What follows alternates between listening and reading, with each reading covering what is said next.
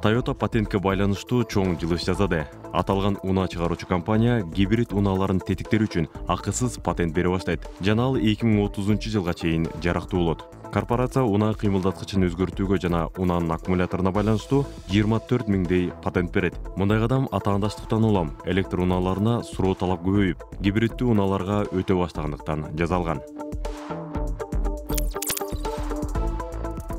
Эми кадимки вилканы колдоно билген роботту көрсөтө кетели.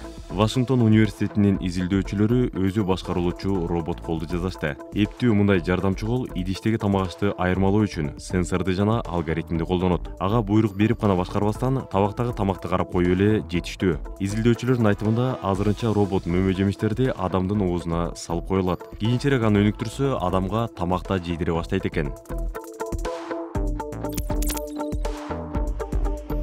Чыныгы жашоодо Темир адам фантастикалуу фильминдеги каармандын дагы башка кийими жасалды. Британиялык жаратуучу Ричард Браунинг бул 3 ченемдүү реактивдүү кийимди жасаган. Ал кийим менен Нью-Йорк шаарында биринчи жолу эл алдында ийгиликтүү учуп конгон.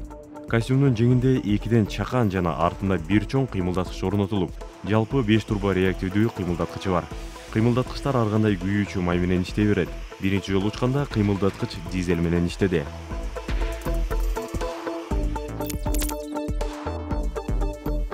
Берүүбүздүн соңунда Boston Dynamics инженердик компаниясынын заводдо колдонуучу чоң роботторун көрсөтөлү. Бул роботтор кылдаттык менен кутучаларды башка жерлерге жылдыра алат.